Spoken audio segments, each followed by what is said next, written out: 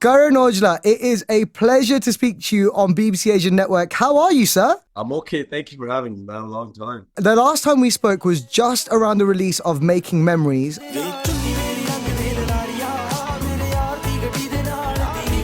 And man, you've been making a lot of memories in the last 12 months. What's been happening? Man, busy making music, it's just fun. It's a fun process. From since we actually talked last time, I made a lot of music, but we haven't really put out a lot of music, but I'm just getting started now.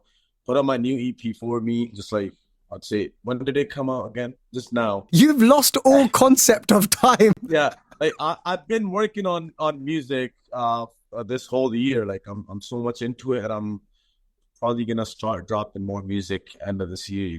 Karan, I'm going to have to stop you right there because you just said you've been making a lot of music but not putting a lot out. Are you kidding me, man? Like, since we last spoke, we have had all the tracks on Making Memories. We've had Street Dreams. We've had Going Off, Winning Speech. We've had 100 Million. We've had Goddamn with Badshah. We've had all of For Me. Now we've got Tauba Tauba. Yeah. Is this you saying not a lot of music? That's crazy. But yeah, some of these songs I was working on was from last year, and I even with this EP, I didn't know I'd be doing this EP in this month in June. But it was just such a last minute plan. I was like, you know what, I don't want to let these songs sit here for too long because I keep working on new tracks, and I don't want to just keep them there. I really wanted to put them out, and that's when we came out with this idea that we should drop 4 tracks.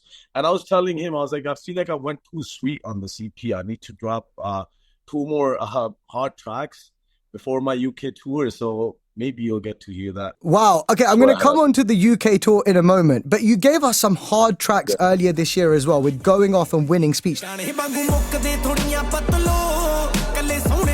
are both hard bars on those tracks. So it is a case of balancing the genres, right? Is that what you're doing by doing something like For Me? Yeah, basically, like I'm just trying to give a little bit of everything to everybody. Like, some people don't like too many hard tracks, and that's what I tried to do with For Me too. How we have I Don't Know How on that and Antidote. Both of these tracks are basically smooth chills. Like I usually don't do that type of music, but I'm trying to get into it because I love doing this. And the other 2 tracks were more like hard tracks. So I try to keep that balance there with every project, and I feel like it's working out great, man. People are loving it, and I'm gonna keep doing it that way.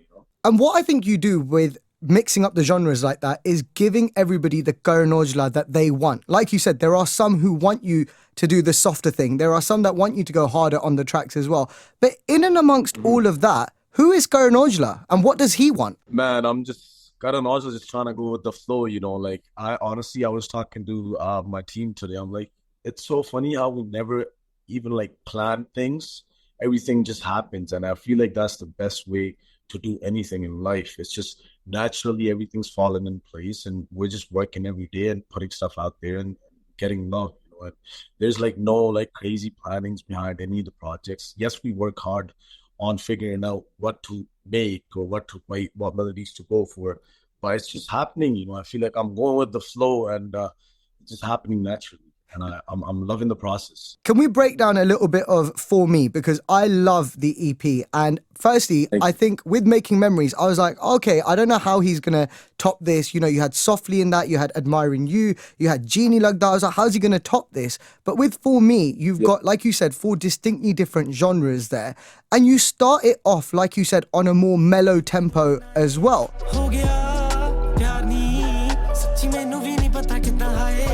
It's more R&B, I would say, than typical Karan Aujla. Yeah, exactly. Yeah, so, it's always a challenge. Like, you're always, like, as an artist, all these thoughts are going through your head. Like, am I going to make a better project, like, after whatever I drop now? Like, it's always there. But I feel like with me, it was there too. But as soon as I started working on, stuff, like, as soon as my team told me, like, we'll be doing this EP because we were doing this with Apple exclusively.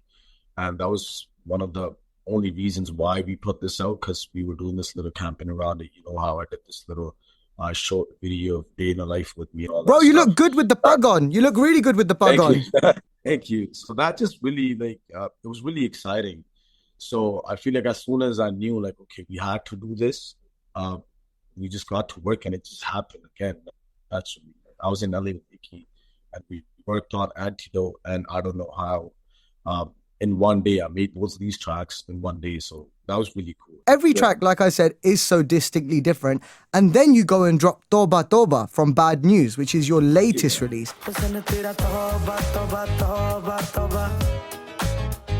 Man, this song is absolute fire. I love the song. I played it on my show. How did Tauba Tauba happen? Man, it's a funny story. So me and Vicky, a brother, we used to talk always, like, you know, how he's always into Punjabi music, and we used to talk about how he loved some of my tracks and just his love for Punjabi music, you know. And we didn't know we'd be working on a track this soon, but we used to talk about it, like, yo, sometime in the future, maybe we'll make a track.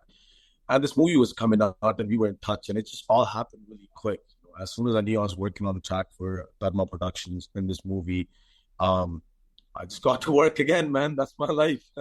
Got in the studio, and I'm like, okay, what do I make again? And just came out with this funky, catchy hook, you know, Tauba Tauba. And I really wanted it to be really easy to catch, like, for the people that don't know Punjabi too much, but it's like a Punjabi word, but not a Punjabi word. And I wanted to keep the song fully Punjabi, like not do like a Bollywood sound. Like I wanted to keep my own tone, original sound, you know, like a Karan Aujla song. So I feel like as soon as I made that first verse, I knew like, okay, this was it. You know, and I sent it to them. They loved it. It is almost like life coming a full circle since this time last year, because Softly, the song, Vicky Kaushal was one of the first people to really use it in a big way. He made a dance video to it. He you know, it was already trending at the time. But to now have your first Bollywood track be in a film for Vicky, that must be quite cool. Oh yeah, man, it's an amazing feeling, like just being here with him, especially like when I see his love for Punjab and like, you know, how he understands Punjabi too. It just makes it more exciting because now I don't have to explain my lyrics to him. He just knows, and he's singing bar by bar. Like it just makes it more fun for me. You know, like I really enjoyed it. I never felt out of place at any of the shoots, and the whole team showed me a lot of love, man. It made me feel like home. This time last year when we spoke, you already had so many Bollywood offers at that time. I remember asking you at that time, like, Bollywood must be knocking. And you said, you know, if the right opportunity comes, that's when you would do something. So how did you know this was the right one, right? How many things had to align for this one to be the right one? You know, it was so quick, man. Like, we decided that we wanted to do a song for the movie. And I made 2 ideas. I sent them over, and they picked one. You know, it was so quick. You make it sound so easy. You make it sound so easy. Like, I don't know how to explain it. Like, literally, I got in the studio. I had one song on me already, and I made another one. First, they picked this other song. It's called Lahore. It's not out yet, but we still have it on us. And then we went with Tauba Tauba because Vicky liked Tauba Tauba more, and I did too. And I'm happy that they picked this one. And it just goes with the vibes, you know, the movie and all that.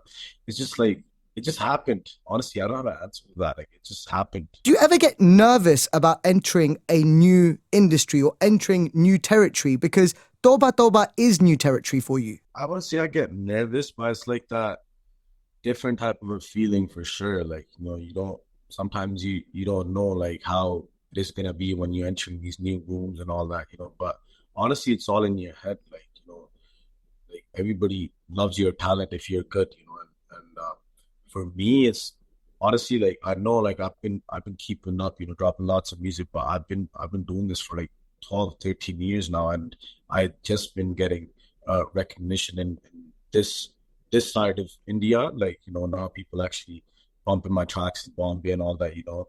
But it was always a dream, you know, outside of Punjab. But I feel like it only happened because of Punjabi, you know.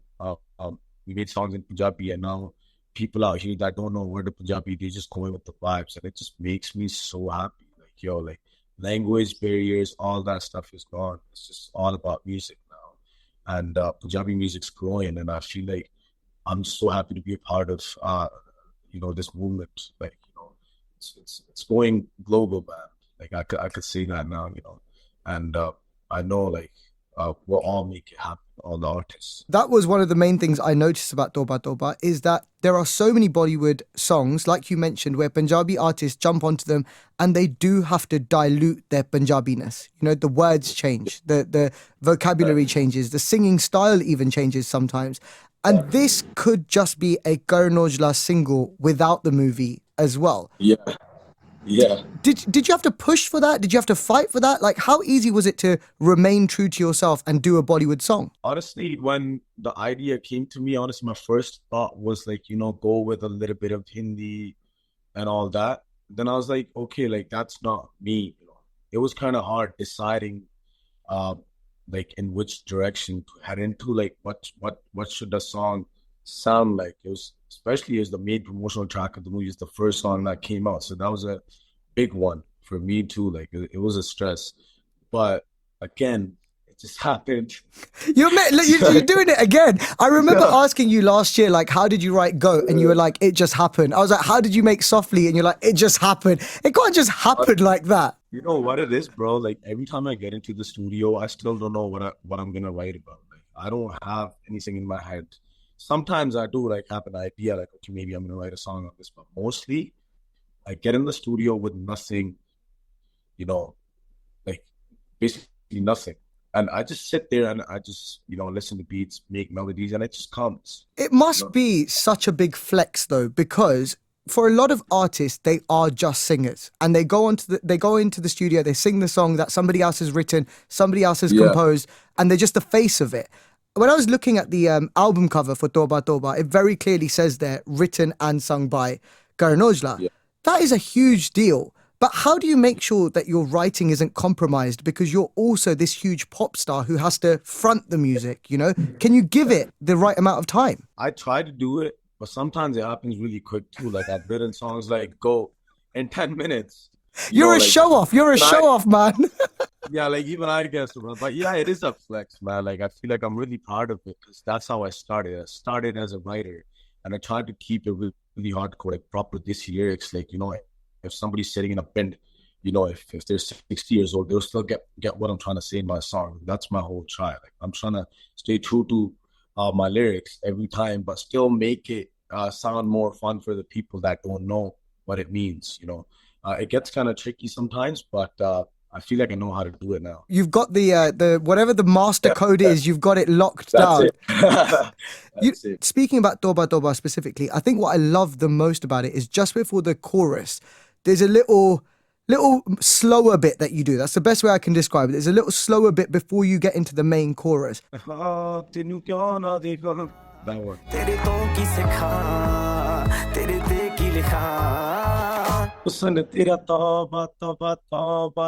Sorry, I was shouting at the party last night. My voice gone.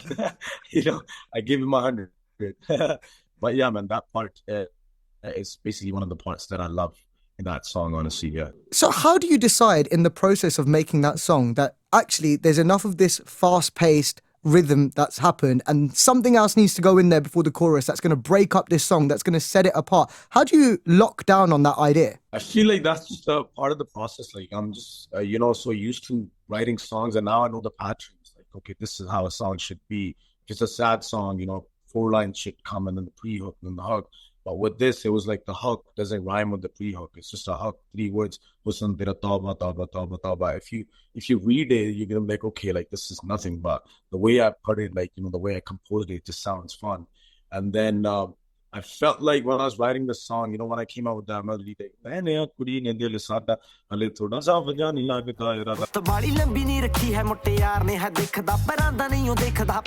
Stop. Like it was a straight melody. Then I wanted to slow it down and then pick it up again on the hook, and I feel like we did it there.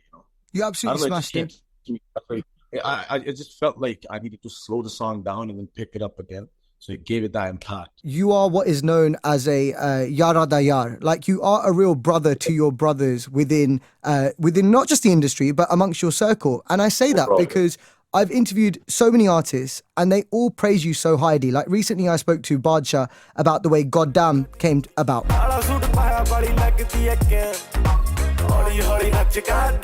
And he literally said that he asked you if you would jump on a feature on his album. You asked no questions about it. You gave it your everything. You did it again super fast like you do everything else as well.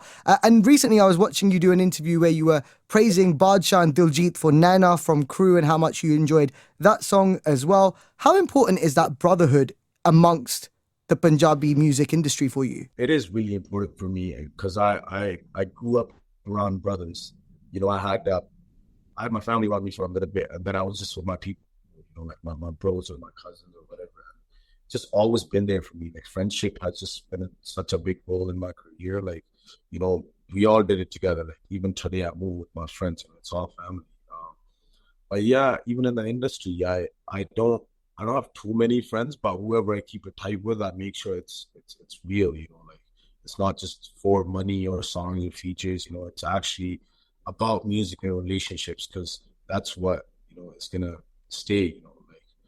So I try to keep it real, man, with my people and not make too many friends either, you know. Sometimes your circle being too big can work against you, right? Like sometimes having too many people around you can make you have a misguided opinion of your success. Exactly. Like I've learned that in the past. Like I've had 100 people around me, I've had 50 people around me, and now I go around with 3 people by my side because I've been through situations where I've seen everything, you know, people I don't know, fighting over just random stuff, man. You know, like stuff happens, you know, in friends, but it's just like the tighter you keep it, it's better. I know, Karan, the reason we're speaking is not because of any of these releases, but the reason I mentioned every single one of these is because, man, I am so damn excited for Friday, the 6th of September, because I tell you what, tickets went on pre-sale today, and me and my friends, we have all got our tickets booked. They are done. They are sorted. I'm going to be there at the O2 Arena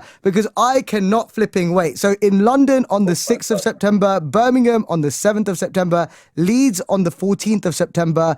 Man, this is all a dream. You tell me what we can expect. Oh my God, I can't wait. I mean, you don't only know when we come there. You probably have a little bit of sneak peeks from the Canada tour because we're doing that before that. But I'm really working hard on the set. Like, I'm going to make sure, you know, how I was saying, like, we want to combine the sounds and the genres together. So this time I'm coming out with my new band, and all these people, they don't know a word of Punjabi, and they're working on a Punjabi set. So that's going to be really crazy. Like my guitarist is a white guy, you know, my like none of them is a Punjabi. Like no one is Punjabi in my band. So they're working on tracks like Softly or like, you know, I don't know, Chitta Kurta or Don't Look or like Admire You.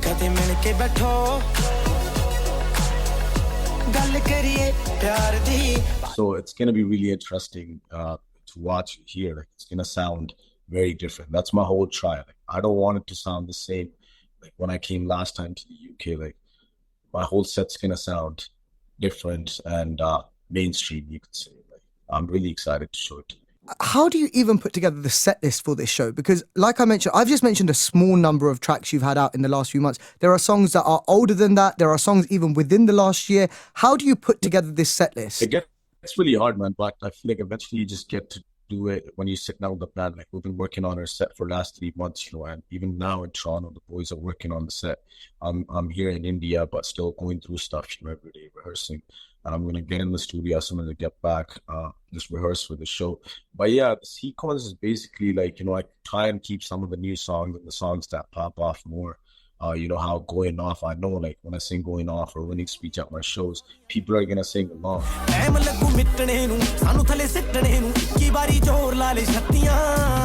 And now I know I have to add Tauba Tauba to the list. You know, so it just always, it gets hard sometimes. Sometimes you have to take up the songs that you don't want to, but some songs get too old and I've performed with them too many times. Don't tell me you're taking off the classics off the set list. What songs would you want me to play live? I'd want Janja, I would want White, Brown, Black, obviously.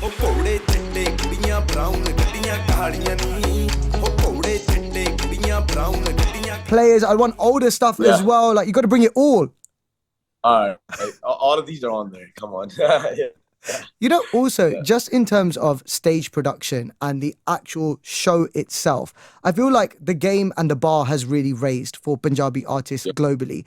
How do you make sure that this is no less than any other international show? Because up until a certain point, a lot of singers were just coming out on stage with a microphone and that was it. There was nothing else. How do you make sure this is world class? Oh no, for me, man, these shows, even I have to put money out of my own pocket, I'll make sure I do. Because the thing is, bro, like this is what I live for. I want to give people that experience, you know, because they're coming out, you know, I don't know, some people drive 3 hours to just come see me in some place. And I want to make sure they have the best time of their lives. And I'm doing everything I can to design these shows the best way possible.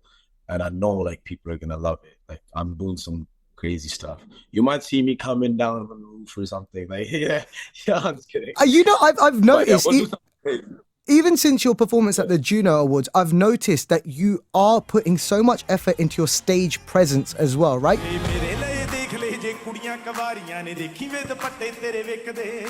It's not just the singing, it's about putting on a show.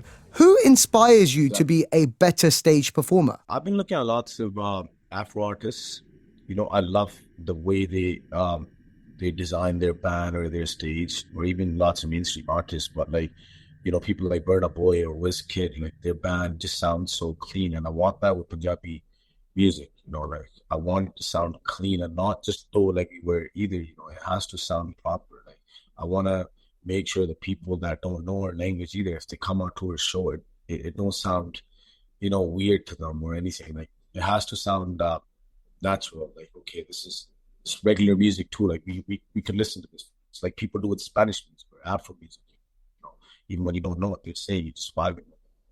I want to do that same thing with my shows, my songs, and everything that I do. You know. Karan, you are a happily married man, right? You're a happily married man. You've spoken very openly about your wedding and you've spoken very openly about your wife. But I've got to tell you, man, the women go mad for you. They go absolutely mad for you. I want to know about how you handle that in person on tour, because obviously it's not the point isn't about you being a married man. The point is about the fact that you have to very delicately and sensitively. No, what I'm saying is, how do you manage all these girls who are screaming over you and who want your attention and who want to show their love for you by just like speaking to you? How do you manage the kind of love that you get?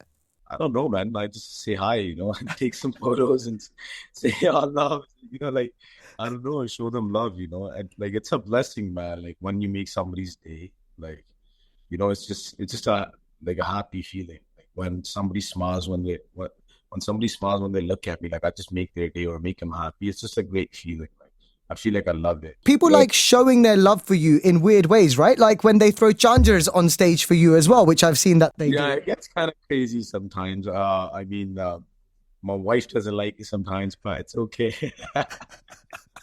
You know what I mean? I mean, it's all love, though. It's all love, you know. Like, you know, if I'm just kidding. It's all love. It's a great feeling. It's fun, you know. So that's what makes it fun. So for any women who are going to see this interview or hear this interview who are considering bringing an extra changer with them to throw on stage, are you encouraging that behavior or saying don't do it? It's okay, man. If you want to do it, so just don't hit me in the face. Because, you know, other singers are getting, I'll be really honest, other singers are getting bras thrown on stage. As long as it's just Chandra, I'm okay. Just none of the other stuff, right? Come on. I don't think I'm ready for that yet, but Chandra are fine. That's why I was like, okay, but there, you know. Karan, I was thinking about the young teenager who moved to Canada with just this skill of writing, who now has announced a UK tour at London's biggest music venue. How do you process how far you've come in this journey? Man, it's really hard to process. Like even these days, sometimes I sit here and just think about it. Like this really happened. You know, like me coming from Punjab, Kerala, such a small village, 250 houses around me, nothing but just farms and fields. Maybe 20 kilometers away, I have a bit of city. You go there like once a month, maybe, you know. And from coming from that lifestyle and coming out to Canada, learning a different language like English, you know, sometimes when I talk to you guys even now, like I have to process it in my head because it's not my mother tongue, you know, but I'm doing it, whatever, you know. But it's a great feeling, man. Just coming from such a small village and making it, you know, across the globe and getting so much love from people and touring around the globe and doing everything that you never imagined, you know, like getting to experience things that you never even know existed, like stuff like that, you know. So like it's just amazing, man. I'm blessed. Like, I'm really happy. Like I could say this, like I'm at peace, man. Like, nothing's bugging me. You know, I'm happy. I just think you're such a great role model for young people as well, because you went through something so traumatic as a young child. You know, you've spoken openly about your journey with grief, and you've spoken about how you turned your life around after losing your parents as well, and you made the most of the opportunities you had. There are so many young people out there who are faced with tragedies and are faced with turmoil and have two choices. They either choose to work on their strengths like you did, or they fall into a really bad lifestyle and it can go horribly wrong. And I'd love to you to talk directly to those young boys who are impressionable, who are at a stage in life where they're making that choice between right and wrong, good and bad, and almost guide them on how they can choose the better route. Yeah, man. I mean, it's always a tough one, you know, when you're going through situations like that. Like, you just gotta keep going, you know, with your head up. Like, if I just sat down when I was going through stuff and didn't do anything, or didn't, even when I started writing, just didn't, you know, put in the effort to just go meet people and just try it once. You know, I actually really tried, man, for a few years, you know, from working on video shoots, not for money, just to meet singers so I could sing for them. I had that confidence in my lyrics. I knew, like, as soon as I sing something to somebody, they're gonna take it. I'm just one step away. Just gotta show up, basically, man. And just know that you can do it and it's gonna happen one day. You just gotta have it in your head. Like, okay, I gotta do this one day. If you're gonna sit there, you know, like, just, I mean, it's okay to get stressed out and upset, or, like, when your mood's not okay, you're just going through stuff and you just feel like giving up on life. But that's not the solution. I feel like that's the easiest thing to do.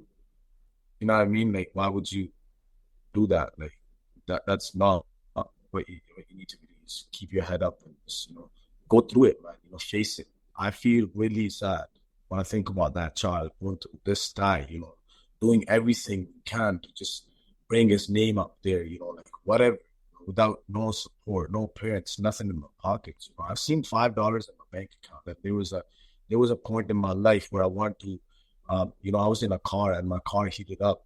It was somebody else's car and I needed a coolant, you know, to cool it down. And the coolant was $20 and I had $5 and I had this appointment I had to go to. I was still writing at that point, and I had $5 in my account and I bought a bottle of water and put it in my car and drove to the doctor's office. And I asked my sister for $20. She took me to this place and bought that stuff for me, and that's how I could go wherever we needed to go. So, like, when I have, like, memories like these, you know, me, you know, coming from India, going through stuff like that, I was just going through it. I wasn't feeling sad in that moment, you know. I was like, whatever, it happened. Like, yo, it's life. Just do your thing, you know. I wasn't like sitting there crying like, oh, I only have $5, you know. But now I feel sad, you know, about that kid. Like, why? Like, did God make me go through like this or lose my parents? Like, I was there alone, left alone in my house for 3 years. But I was just going through it at that point, you know. Like, I started writing. I feel like it's my parents guiding me. Don't give up. Like, just come on, man. Get up and show up, man. Just do it. If you're listening to me today, man, going through stuff, just get up and do it, man. Karan, I think your journey is so inspiring and what you've made of your life so far is incredible. And I can't wait to see a real example of just how much you have done when you come here in September in London, Birmingham, and Leeds. I can't wait for it. Thank you so much for your time today. No, thank you for having me, man. I can't wait to see you guys. UK, make sure you show up, man. We're gonna have fun.